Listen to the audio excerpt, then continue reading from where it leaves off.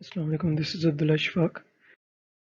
The survey which we conducted for the project include questions like where do you live, what snack do you prefer, and in what quantity. Here are the results for the survey. Most of the participants resided in Attar hostel and we got a basic list of items which we could include in our project. We made a menu based on the results of the survey. The first two items we included in our pilot project, while we were hoping to include the rest of the items in the future operation of the business. So the most notable is a homemade item, dal chawal, for which we set up a relatively larger profit margin. So these are the finances. This is the balance sheet. We would have acquired 43,000 rupees in revenues. 10,000 is for the equipment, for example, refrigerator, and 800 rupees is the cost of depreciation. So the total assets would be worth 52,000 rupees, and liabilities include operating costs and cost of goods. So that amounts to 36,000 rupees. Everyone donated 2,000 rupees for the business, so 8,000 for the owner's investment, and 4,000 we would draw from the business, and 12,000 we would reinvest into the business. This is the income statement. 43,000 is the revenue after removing cost of goods. 9,900 is the gross profit. Uh, Around 3,000 is the operating expenses, which include fuel and electricity. So the net income comes out to be 6,900 rupees. We would have made a number of findings. We could have identified the items on our menu which are the stars, which need to be highlighted, which need to be modified, and which need to be varied. So here's the projected menu engineering graph.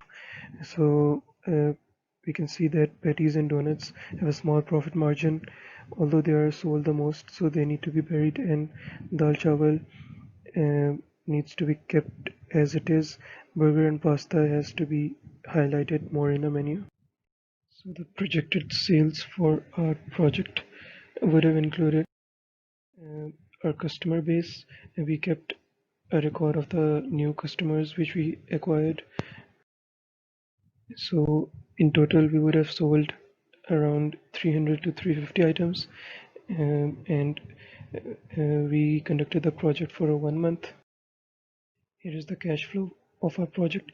The area shows the costs. It shows regular jumps because we would acquire uh, items 2 times in a week, and the line shows our revenue.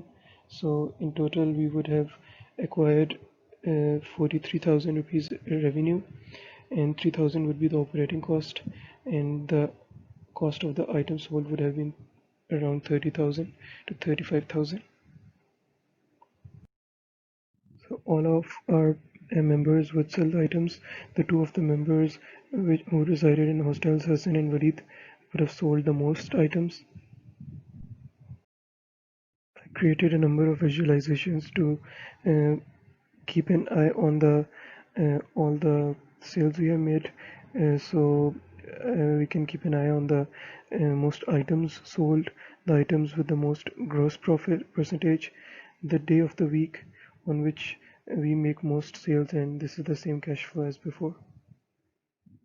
Hi, my name is Hassan Karman, and I will cover one of the most critical aspects of this project, the market analysis. Superimposing significance of market analysis can be seen by the fact that it helps us in getting valuable insight into shifts in economy, competitors, ongoing market trends, demographics, and the traits of the customers.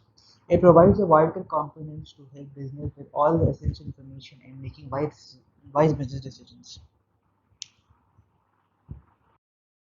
So now, I'll discuss the entrepreneurship idea in the light of Porter's five forces, which provide us with an overview of the market and business environment. First of all, we have the competitive rivalry, which tells us to keep an eye on other fishermen in the lake who are targeting the same fish.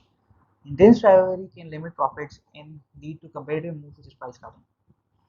Moreover, we have the threat of substitution. The threat of substitution is the competitive structure of industry, whether the competitive structure of the industry is threatened by the substitute products. They are available. They offer a reasonably close benefit to match the competitive price. Then we have the threat of new entry. The threat of new entry: when the new competitor enters into our industry, offering the same products or services, a company's competitive position will be at risk. Overall profit margin could be divided among the companies. Now we have the buyer power. Porter's five forces of buyer bargaining power refers to the pressure consumers can exert on businesses to get them to provide higher quality products, better customer service at a lower price. The supplier power. The supplier power is the degree of control a provider of goods or service can exert on the buyer. Now we'll move on to our project, what we have done, and we will discuss it in the light of the Porter's five. So now we'll focus on how we evade the threats we get from Porter's five forces. First is the threat of new entrants. We will target the companies such as Foodpay and other companies which delivered the food to the students in the hostel at night. We form a contract with them so that when they deliver through us and we can get a fair share of profit. Then there's the threat of substitutes. Vending machine is a good substitute when we talk about eating at night, but sometimes there's options which are not available in the vending machine, and the students want more things to try. And sometimes the vending machine is usually out of order or does not work. So our process could work there. Then there's bargaining with the customers. We offer no direct bargaining, but we offer great discounts so the students are happy with the prices. Then it's bargaining with the suppliers. We'll bargain with the suppliers. We will we'll buy things in bulk with, like from Tehzeeb and Foodway. We'll buy the deals in bulk so that we get a fair the discount they give provide with bulk food, and we can properly avail the discount. Then it's competitive rivalry. In order to have an upper hand in the case of competition, we provide item on a very cheap rate. So the students who buy from us, they will get a variety and cheaper rate, so they will be really happy. So that's all from my side. We analyze the market analysis, and now we'll move forward. Thank you. Hi, my name is Hamza. I will be covering marketing side of our project. It is necessary for the venture to promote their service or product. This is done through a marketing plan. Marketing plan that businesses use to organize, execute, and track their marketing strategy. Marketing plan is most commonly executed through four P's of marketing: product, place, price, and promotion. First, product. Product is either a tangible good or intangible service that is seen to meet customer need. Every product has its unique feature. In doing so, you need to think about USP of product. Our audience is students who are sick of hostel food and want fresh and home cooked meal to fulfill food cravings. Uh, Next up is price. Price is linked to perceived value of product is to the customer. If product has little value, then it may need to be underpriced to sell. Price depends on the competitor's price. In our case, we have price as our competitors because we are selling at less price compared to other shops and restaurants on which students are buying. Promotion is just the communication aspect of entire marketing function. Place or placement has to do with how the product will be provided to customer. Distribution is key element in placement. Our project members also reside in hostels, so they help in promotion and distribution as well. Mm, we use social media platform like Facebook and Instagram for promoting our service. In future, inshallah, we plan to make a website where the person will register or order on our website, and we will also provide our service at their doorsteps. Also, we used poster as well, which is this one, and this is our logo. Thanks.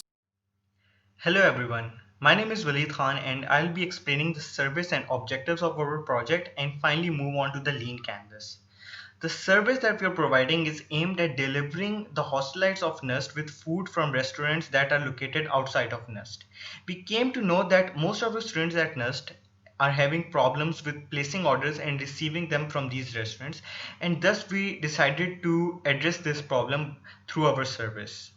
The key components of our service include circulating a list and menu of the restaurants, which will include all the food items that we are going to provide from the restaurants, collecting orders from the restaurants, placing order on calls to restaurants, then going to these restaurants and taking the orders, and finally delivering them to customers. The objective of our service is to ensure that hostelites get delivered with quality food. We plan on making this service successful by the following procurement process: research on customers to identify their tastes as to which restaurants do they prefer to eat from most. That is the customer research part.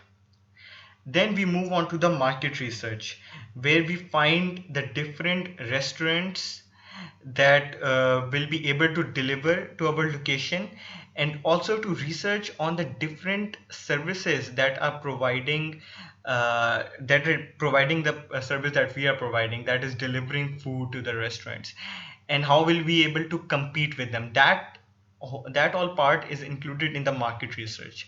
Then we move on to marketing of our service, which we achieved by pasting different posters around the hostels, and also through our social media campaigns by creating pages on Instagram and Facebook.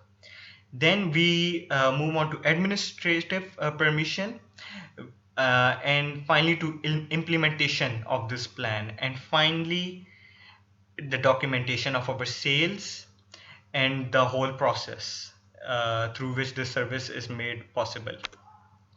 Then we move on to Lean Canvas. The Lean Canvas is a planning tool that helps identify key resources of the project.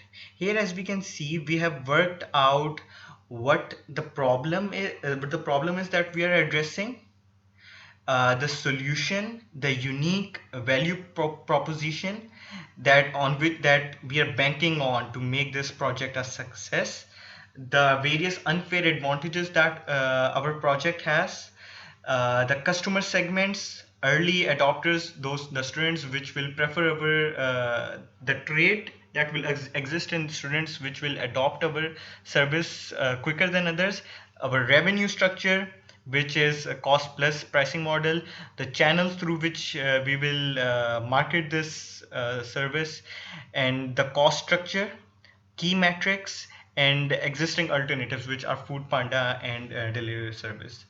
That's all from my side. Thank you.